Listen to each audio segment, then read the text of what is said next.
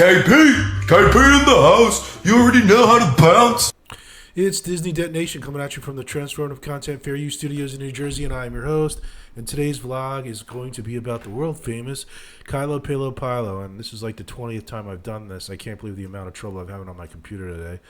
The mouse disappears. I lost file. I think maybe I need a new computer, but whatever, it's not your problem. So the first clip is called Mommy plus lunch equals hand sanitizer. So there's no prologue. I'm going right into this.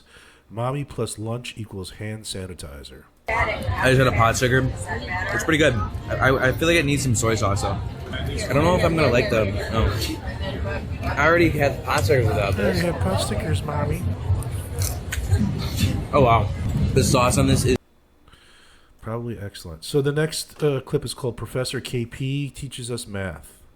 Cool thing is too, we're in a heat wave today, and then it's gonna drop about 86 degrees and it's being this. Okay, so according to him, it's going to drop 86 degrees and be in the 60s, which means conservatively it's 146 degrees where you're standing right now. Wave today, and then it's gonna drop about 86 degrees and it's being the 60s at night. We're gonna be living our best life here in California because. Yeah, not likely if it's 150 degrees where you're standing. Okay, so the next clip is called Somebody Put Glass in My Box. Somebody put glass in my box. that is not good. That is glass everywhere. Okay, it's the only way. Think about doing this is just pulling it out. It appears I don't have the best luck with furniture. I don't know. Something's obviously definitely broken inside. Like my thought process is maybe broken shards got put in the box on accident. Broken shards got put in the box by accident. There's something awfully screwy going on around here. I don't know, but I think it's broke. And if there's glass shards, I think I'm gonna put shoes. Oh my God, what an imbecile! So you bought from my understanding, he bought it from Wayfair, and when you're on the site for Wayfair, you can see exactly what you're buying. You can see where the drawers are, where the glass doors are. He can't tell that the glass in the box matches the glass doors, and that's probably what's broken. Okay, so the next clip is called Batteries Not Included. Batteries Not Included. Okay, yeah.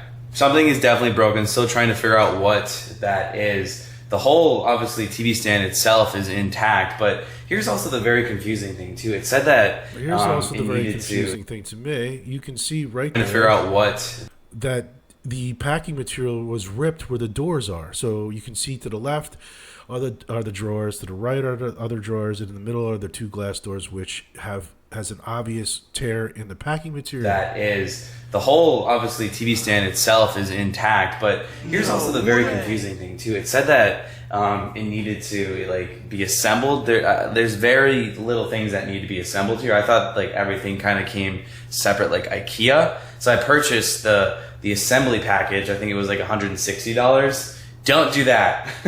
Don't do that. It doesn't really need to be assembled. I had no idea. So I'm obviously canceling that. They're supposed to come today, but can't really assemble anything when it's broken. So That might be one of the craziest things that he said. That's, well, not crazy. That's correct. I was surprised.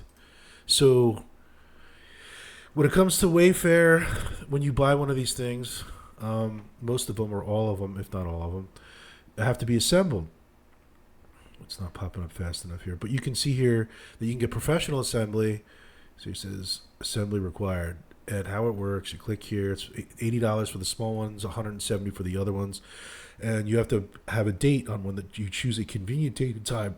Excuse me, for an expert pro to get the job done. So, but it appears, and from looking at this, that they assemble it before it gets to the house. So you pay for it, which makes no sense if they're going to schedule somebody to come to your house. Okay, so the next clip is called Picking Up Shards of Glass with Your Hands. Picking up shards of glass with your hands. the problem is I'm trying to clean this up, but I keep getting glass in me left and right, like little small pieces that I cannot even see. And there's another problem. I cannot take this glass panel out. It's like perfect dimensions for me to not be able to, which he manages to get out later and doesn't discuss it. Take it out. So I don't really know what I'm going to do with that. I think it's just got to stay there. But there's these little tiny fragments of glass that keep getting into my skin and it hurts. I don't know how to clean this up. I really don't. Well, let me give you some clues. So here's a shop vac. You can clean it up with that. I have one of these in my garage. It also works with wet things. You could use a dustpan and brush instead of your hands, or maybe you even have one of these, a vacuum cleaner. Wouldn't that be great to clean up the glass? Okay, so this was something else that I thought was interesting. I already said it again. This clip is called TV Stand 1.2. TV console itself, I believe, was around 1.2. I mean, who talks like this? 1.2 million, 1.3 million? 1.3.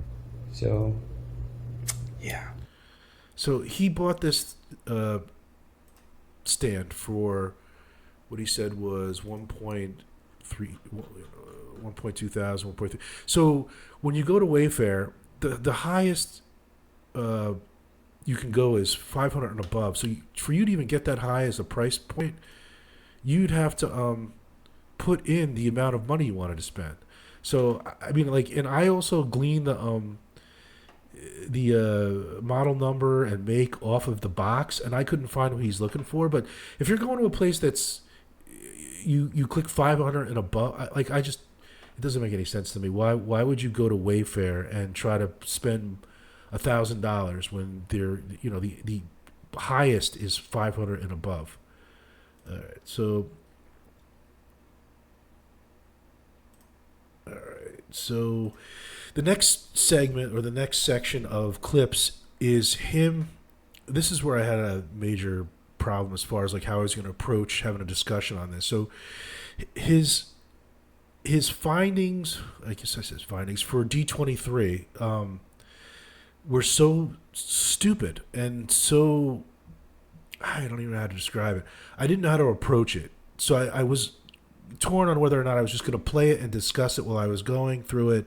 But then I decided to juxtapose it with his prior D23 discussion and what his quote unquote findings were, or his thoughts, and how they differed from before and after. And one of the things that I found that I thought was really crazy was the music that he plays when he's trying to portray himself as doing critical thinking. Or it sounds, the music he plays is, I swear, I think it's from a Saturday Night Live skit called Deep Thoughts. And I'm going to play that skit right now, but let me move myself so you can better read it. Because even within this skit, the text, the dialogue that they give you is equally as intuitive and, I want to say, smart as the things that he's saying as he's giving his synopsis. And now, Deep Thoughts by Jack Handy. Maybe in order to understand mankind, we have to look at the word itself, mankind. Basically, it's made up of two separate words, mank and eind. What do these words mean? It's a mystery, and that's why so is mankind. Oh my God. So now the next clip is Professor KP lectures us on finances. In my opinion, that's not the big stuff, especially with how long Epcot has been taking to... Okay, so this is something I forgot I wanted to touch on.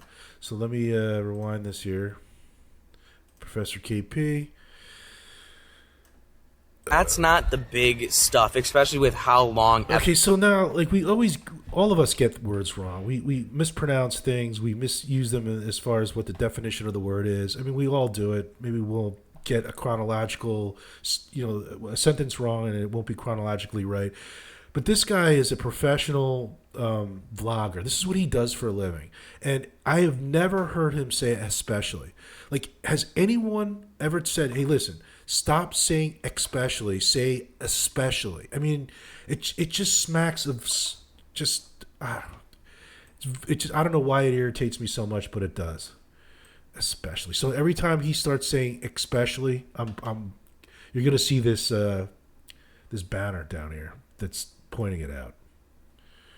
Epcot has been taking to get completed.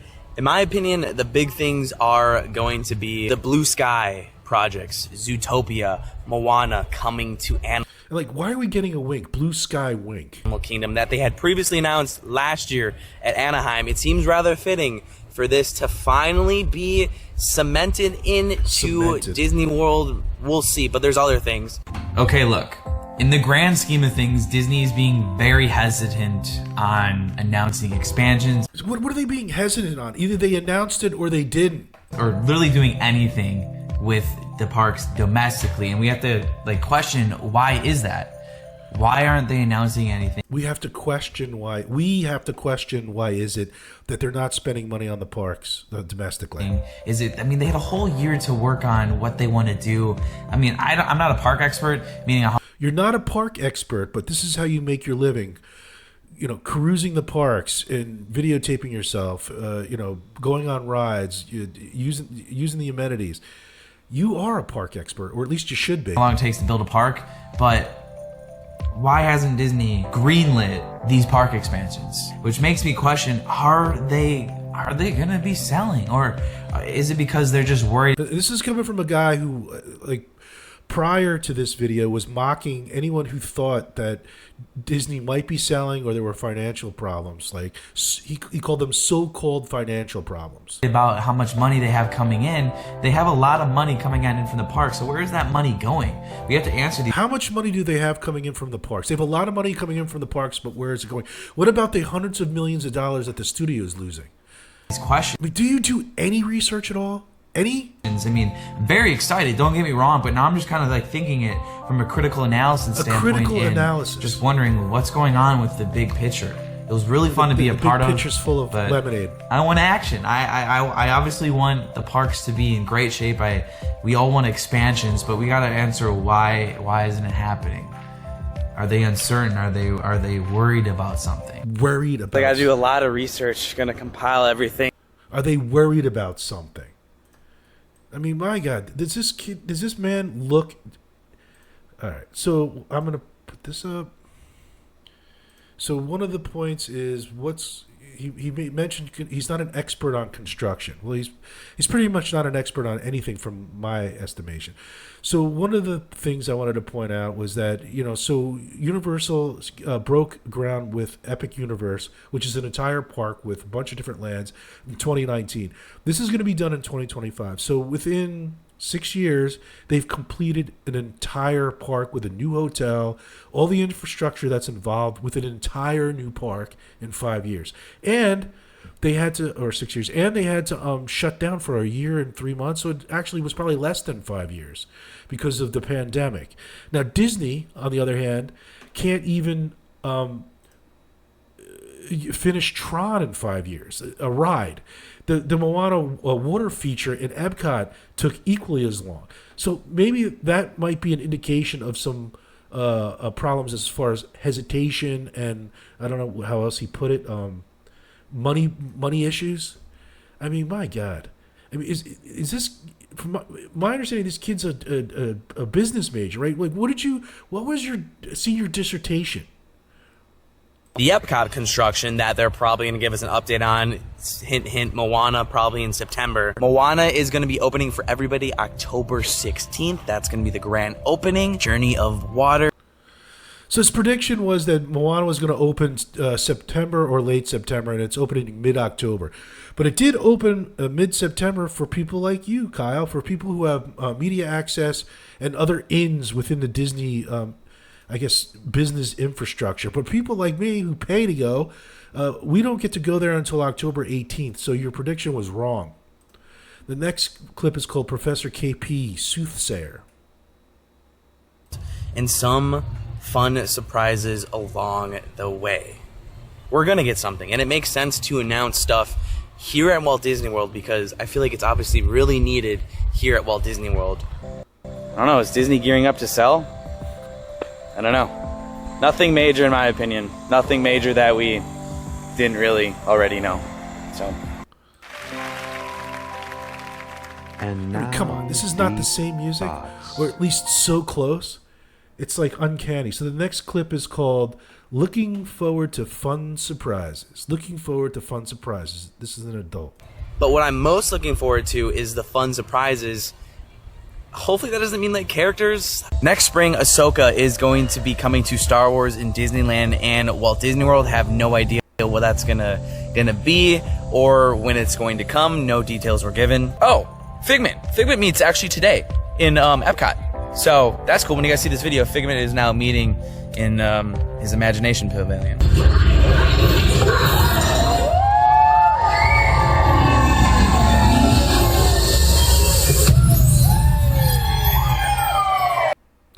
I mean, all right, so I wanted to do a clip of him going on a side note, but when I wanted to find it, it was taking me too long. So anyway, so I love the Imagination ride, the Imagination Pavilion. And when I was a kid, oh man, I screwed that up. So when I was a kid, we had the Dreamfinder, and Figment was like a puppet on his arm, and he would literally like walk around the parks.